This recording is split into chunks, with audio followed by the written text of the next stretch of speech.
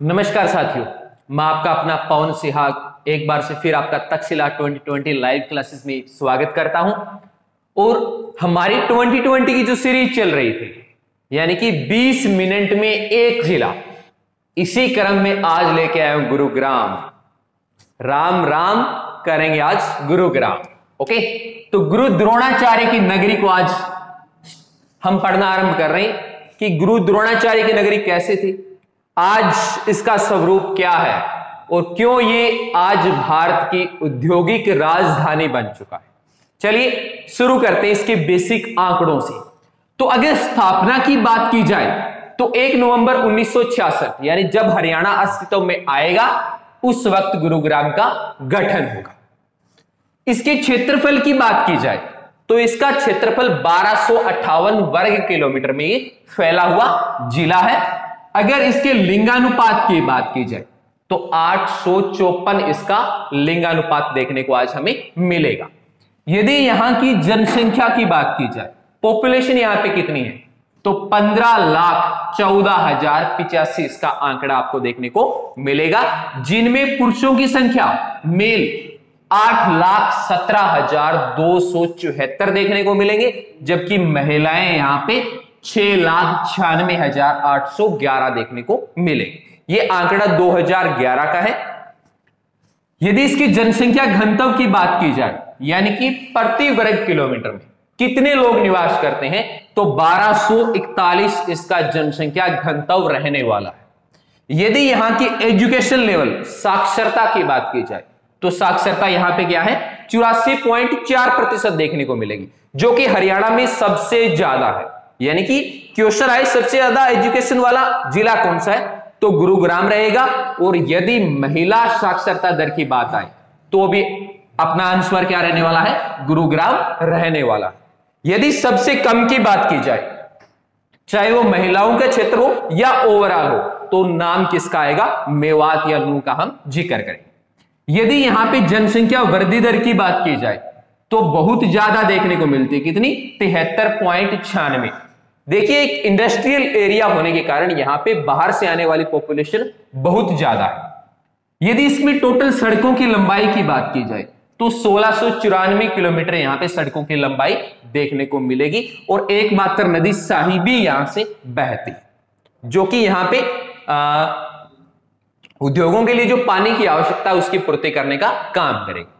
यदि गुरुग्राम की तहसीलों की बात की जाए तो गुरुग्राम खुद तहसील है। इसके अलावा पटौदी, सोहना, मानेसर और फर्रुख नगर इसकी 5 प्रमुख तहसील आपको देखने को मिलेगी।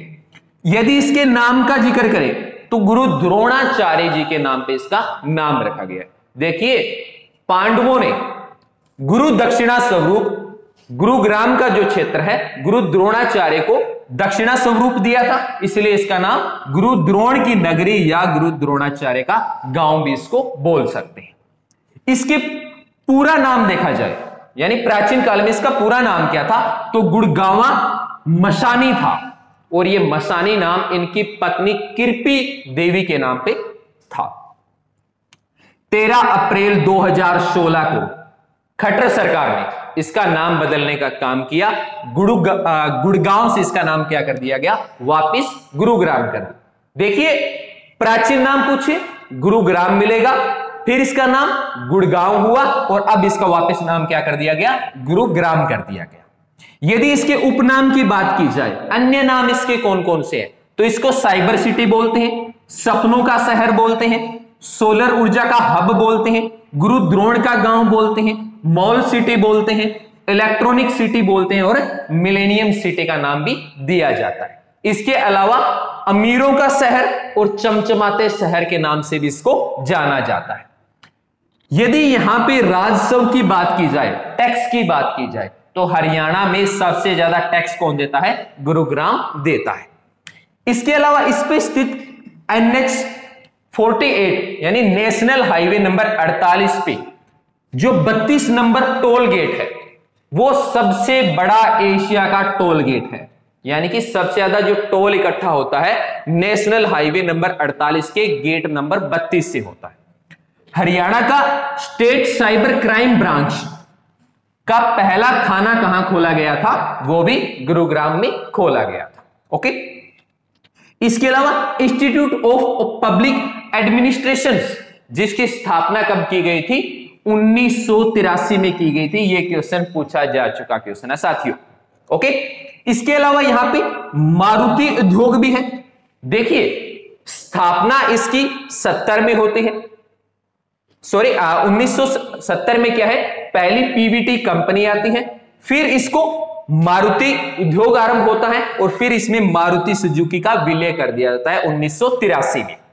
इसके अलावा सबसे पहले पुलिस कमिश्नरी कौन बना था, गुरुग्राम बना था 2008 में, महत्वपूर्ण आंकड़ा है। इसके अलावा एशिया की सबसे बड़ी निजी नगर परियोजना डीएलएफ कहां पे है, गुरुग्राम में है। देखिए, विराट कोहली जैसे शख्सियत का यहां पे आपको घर देखने को मिलेगा डीएलएफ में।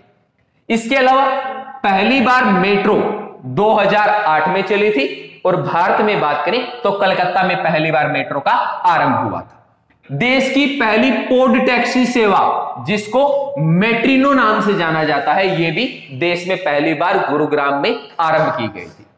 राष्ट्रीय उद्यान बोर्ड कहां देखने को मिलेगा आपको, गुरुग्राम में देखने को मिलेगा। और टीबी फ्री मिशन का आरंभ सरकार ने कहां से किया था, गुरुग्राम से किया था। और पहला मॉडल कैरियर सेंटर यह भी कहां खोला था सरकार ने, गुरुग्राम में खुला था। इसके अलावा 14 जुलाई 2017 को देश की पहली सौर ऊर्जा ट्रेन का प्रशिक्षण भी कहां, या उसका एक्सपेरिमेंट कहां किया गया था, गुरुग्राम में किया गया था। इसके अलावा रेल से जुड़ा एक आंकड़ा और देखने को मिलता है, फर्रुखनगर रेलवे, जिसको कि 1865 में बनाया गया था और इसे सिर्फ नमक ढोने के लिए बनाया गया था। यह क्वेश्चन पूछ चुका है हरियाणा बोर्ड। ओके, 25 सितंबर को कार फ्री डे मनाया जाता है, अर्थात इस दिन क्या है, लोग कार का कम से कम प्रयोग करके साइकिल और पैदल चलने में ज्यादा अपनी रुचि दिखाते हैं। 2013 को राहगीर योजना का आरंभ भी कहां से हुआ था, गुरुग्राम से किया था। और चौधरी देवीलाल आदर्श औद्योगिक नगरी मानेसर में 5000 एकड़ भूमि के ऊपर स्टेबल की गई। यदि गुड़गांव में पाए जाने वाले खनिजों की मैं बात करूं तो कांच वाली बालू, चीनी मिट्टी और क्वार्टर यहां पे मुख्य रूप से देखने को मिलेगी। इसके अलावा प्रति व्यक्ति आय में देखा जाए तो देश का तीसरा बड़ा शहर है। देखिए, दिल्ली जैसे शहर में पैसे की कोई कमी नहीं है, पर वहां पे गरीबी रेखा भी बहुत ज्यादा देखने को मिलती है। एशिया का पहला फोटोग्राफिक आर्ट सेंटर कहां खोला गया था, यह भी गुरुग्राम में खोला गया था। इसके अलावा गुरुग्राम का एक गांव है बिनोला, यह पहला वो गांव था जिसमें CFL सारे गांव में लगाई गई थी। ओके, तो पहला CFL वाला गांव कौन सा रहेगा, बिनोला रहेगा। इसके अलावा गुड़गांव जो नहर है, ये ओखला विराज से निकलती है और ये गुड़गांव में सिंचाई का काम करती है।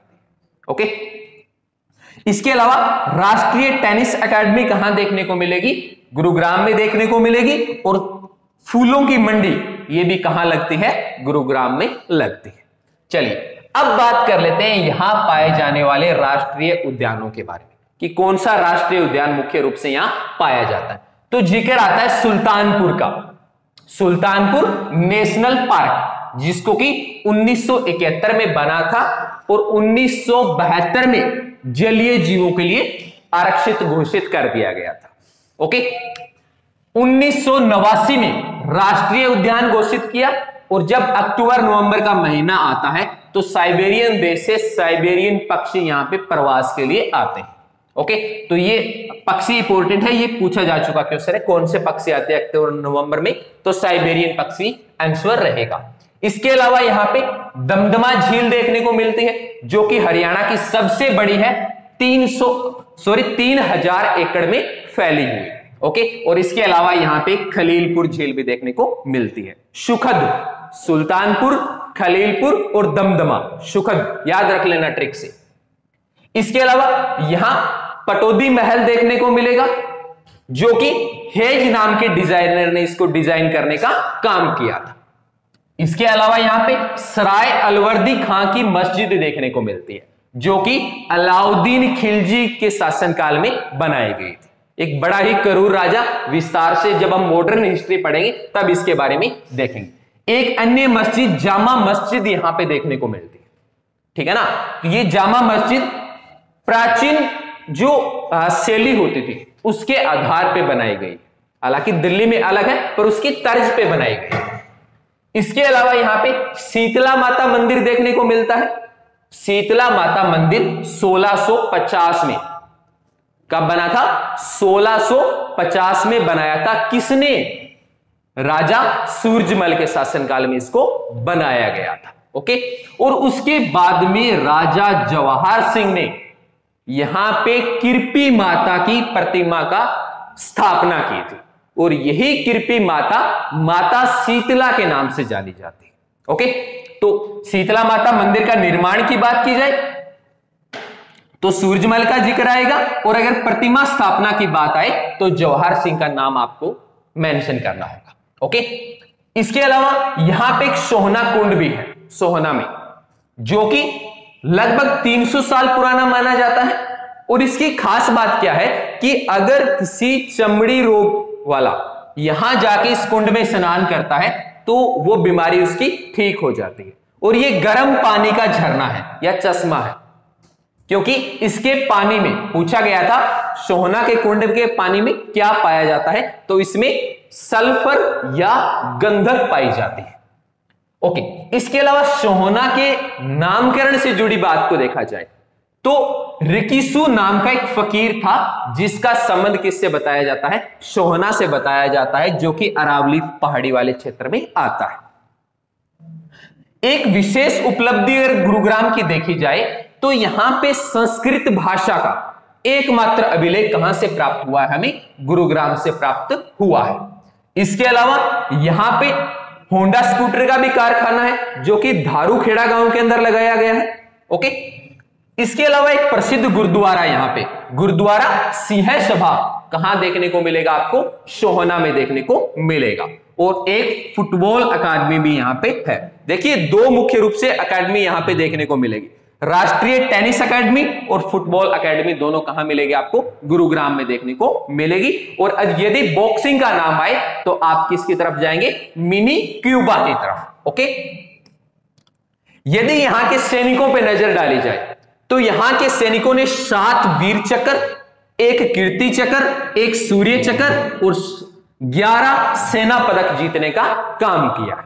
ओके, यदि रत्न और आभूषण की बात की जाए, गहनों और ज्वेलरीज की बात की जाए, तो सबसे बड़ा जो मॉल है वो आपको कहां देखने को मिलेगा? गुरुग्राम में देखने को मिलेगा। ओके, यदि हमने कहा फूलों की मंडी यहां पे है, तो एक फूल का जिक्र यहां से एचएससी ने पूछा था कि यहां पे किस फूल के लिए गुरुग्राम विख्यात है, तो जो ग्लेडियस का फूल होता है यहां पे सबसे ज्यादा पाया जाता है। इसके अलावा गुलाब और गेंदे के फूल भी यहां पे पैदा किए जाते हैं। यहां के महिला साक्षरता की मैंने पहले ही बता दिया, सबसे ज्यादा महिला साक्षरता दर यहीं पे है। और उत्तर भारत का सबसे बड़ा तितली पार्क कहां देखने को मिलेगा? गुरुग्राम में देखने को मिलेगा। इसके अलावा हरियाणा का पहला वाटर पार्क वो भी कहां पे है? गुरुग्राम में है। अच्छा, एक यहां पे मारुति उद्योग, होंडा उद्योग और अन्य उद्योग होने के कारण इसको क्या है? हरियाणा की आर्थिक राजधानी होने का श्रेय प्राप्त है। और शीतला माता मंदिर के अलावा यहां पे एकलव्य मंदिर बहुत ही पॉपुलर माना जाता है। यहां पे एक सैनिक विश्वविद्यालय भी है जिसको 2010 में बनाया गया था और लगभग 200 एकड़ के अंदर ये फैला हुआ है। ओके, रक्षा मंत्रालय इसकी देखरेख करने का काम करता है। सबसे ज्यादा अगर झाड़ियों का जिक्र किया जाए तो सबसे ज्यादा झाड़ियां भी आपको कहां देखने को मिलेगी? गुरुग्राम वाले क्षेत्र में देखने को मिलेगी। यदि गुरुग्राम को टच करते हुए जिलों का जिक्र किया जाए कि कौन कौन से ऐसे जिले हैं जो इसको टच करते हैं, तो देखिए, एक ओर से इसको दिल्ली टच करते हैं, दूसरी ओर से फरीदाबाद, पलवल, नूह, रेवाड़ी और झज्जर मुख्य रूप से वो जिले रहेंगे जो गुरुग्राम को टच करते हैं। साथियों, कॉपी उठा लीजिए साथ के साथ, और नोट करते चलिए, इस बार सिलेक्शन नहीं छोड़ना है। Okay okay. इसके अलावा यहां पे अनुसंधान केंद्रों की बात की जाए, यूनिवर्सिटीज की बात की जाए, तो वैज्ञानिक ढंग से प्रशिक्षण देने का या वैज्ञानिक ढंग से प्रशिक्षण देने के लिए एक छात्रावास का यहां पे आरंभ किया गया है। ओके। इसके अलावा राष्ट्रीय ब्रेन अनुसंधान यानी कि राष्ट्रीय मस्तिष्क अनुसंधान केंद्र 1997 में कहां बनाया गया था? गुरुग्राम में बनाया गया था। Okay okay. इसके अलावा आईटीएम विश्वविद्यालय गुरुग्राम में देखने को मिलेगा, जो कि 1996 में बनाया गया था। इसके अलावा ओपीजे 7 कॉलेज, जिसको कि 2010 में बनाया गया था। अमेठी यूनिवर्सिटी एंड कॉलेज की बात की जाए तो 2010 में इसको बनाया गया था। GD Goenka college and university की बात की जाए तो 2013 में, और असल इंस्टीट्यूट जो कि 2012 के अंदर इसको बनाया गया था। ओके। इतना कुछ है तो 1857 की क्रांति में ये लोग कैसे पीछे रह सकते हैं? क्योंकि दिल्ली को बिल्कुल टच करता क्षेत्र है और दिल्ली मुख्य केंद्र रही थी 1857 की क्रांति का। तो यहां पे विद्रोह में देखा जाए तो राव तुलाराम जी का जिक्र आता है, गोपाल देव जी का जिक्र आता है, नवाब अहमद अली गुलाम खां का जिक्र आता है, अकबर अली का नाम आता है और गुलाम मोहम्मद जी का नाम आता है, जो कि क्रांति करने का इन्होंने काम किया था। यदि समाचार पत्रों की बात की जाए, देखिए साथियों, वही समाचार पत्र पूछे जाते हैं जो आजादी में अपना योगदान देंगे। दैनिक भास्कर, जागरण, इनसे संबंधी नहीं आने वाला। तो जाट समाचार जो था 1889 में प्रकाशित किया गया, और ज्योतिष मार्तंड जिसको कि 1925 में प्रकाशन करने का काम किया गया। यदि यहां पे किले या फोर्ट का जिक्र किया जाए, क्योंकि राजधानी को छूने वाला क्षेत्र है, तो अनेक राजा महाराजा यहां पे किले बनाने का काम करेंगे। तो सबसे पॉपुलर जो किला है यहां का वो है फर्रुख नगर का किला। इसके अलावा बादशाहपुर का किला, गोपालगिरी का किला जिसको कि राजा बलवन के समय में बनाया गया था। ओके। इसके अलावा सोहना का किला जिसको कि 8वीं शताब्दी में मोहन सिंह द्वारा निर्मित करवाया गया था। यदि प्रमुख मेलों का जिक्र किया जाए तो देखिए शीतला माता का तो जिक्र सबसे पहले आएगा, क्योंकि गुरु द्रोणाचार्य से संबंध है, ये इनका संबंध गुरु द्रोणाचार्य से जुड़ता है, तो अहम बन जाता है शीतला माता मंदिर और उसका मेला। इसके अलावा भक्त पूर्णमल का मेला, नाग पूजा का, बुद्धो देवी का, गोगा नमी का। देखिए ये क्वेश्चन आ चुका है कि गोगा नमी का मेला कहां लगता है, तो कहां लगेगा? गुरुग्राम में लगेगा। इसके अलावा महादेव का मेला, बूढ़ी तीज का मेला, शाह चोखाखोरी का मेला और शिव जी का मेला कहां लगेंगे? गुरुग्राम में लगेंगे। ओके। यदि प्रमुख व्यक्तियों की बात की जाए तो अयोध्या प्रसाद जी का नाम प्रमुख आता है। ओके। जो कि ज्ञानपीठ के मंत्री रह चुके हैं। इसके अलावा स्पेन डॉन का नाम आता है, जो कि एक फिल्म निर्माता के रूप में काम कर चुके हैं। अनूप कुमार जी का नाम आता है, जो कि कबड्डी से हैं, और शिवानी कटारिया जिनको कि फिश गर्ल के नाम से जाना जाता है, तैराकी से संबंध रखती है। ओके। इसके अलावा कस्तूरा बाई का जिक्र आता है, जो कि एक फ्रीडम फाइटर रह चुके हैं। ओके। यहां पे 2 से 5 फरवरी को 2 से 5 फरवरी 2017 को पहला हिंदू आध्यात्मिक मेले का आयोजन किया गया था। ओके। जिसपे संस्कृति को लेके चर्चा हुई थी, संस्कृति को कैसे आगे बढ़ाया जाए। अच्छा, शीतला माता बोर्ड की बात की जाए तो इसको 1991 में बनाया गया था। 11 सदस्यों की टीम रहती है, जिसकी अध्यक्षता करने का काम कौन करेंगे? खुद मुख्यमंत्री करेंगे। यानी कि सरकार जैसे बदलेगी, इसका अध्यक्ष भी बदलेगा। 2 फरवरी 2018 मानेसर को क्या है? एक पुलिस जिले के रूप में स्थापित करने का काम किया था। यदि यहां पे पार्क्स की बात की जाए तो हाईटेक टेक्नोलॉजी पार्क यहां देखने को मिलेगा, बायोटेक पार्क यहां देखने को मिलेगा, आईटी पार्क देखने को मिलेगा, सॉफ्टवेयर टेक्नोलॉजी पार्क देखने को मिलेगा। इसके अलावा नेहरू स्टेडियम और नेताजी सुभाष चंद्र स्टेडियम आपको यही मिलने वाला है। यदि पर्यटन स्थलों की बात की जाए तो समा बारबेट झील, समा पर्यटन स्थल, शीश महल जिसको कि बलबन ने बनवाया था, ये क्वेश्चन आ चुका है। शीश महल किसके समय बना था? तो बलबन के समय में बना था। इसके अलावा हरसोली के अंदर भगवान शिव की लाल पत्थर की बनी हुई प्रतिमा पाई गई है। इसके अलावा सतकुंभा जो कि तीर्थ स्थल के रूप में है, और छोटा बसंत स्थल भी मुख्य तीर्थ रूप के रूप में यहां पे सामने आता है। यदि यह पूछा जाए सबसे ज्यादा जनसंख्या वाला मंडल कौन सा है, तो वो भी कौन रहने वाला है? गुरुग्राम रहने वाला है, क्योंकि इस मंडल में फरीदाबाद भी आता है, जो कि दोनों के दोनों औद्योगिक क्षेत्र में अहम भूमिका निभाते हैं। यदि यहां की मिट्टी की बात की जाए तो जलोढ़ और रेतीला भाग दोनों देखने को मिलेगा आपको गुरुग्राम में। यदि यहां की जलवायु की बात की जाए तो उपोष्ण स्टेफी जलवायु यहां पे देखने को मिलेगी, और सब्जियों के उत्पादन की बात की जाए तो गोभी का फूल, टमाटर और मसालों का मुख्य रूप से यहां पे उत्पादन होता है। और सबसे ज्यादा हरियाणा के इको फार्म भी आपको यही देखने को मिलेंगे। तो हरे राम गुरुग्राम।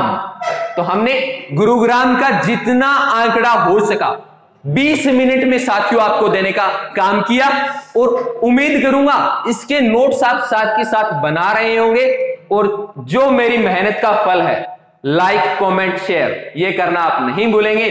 तो इसी के साथ अलविदा चाहूंगा। जय हिंद, जय भारत।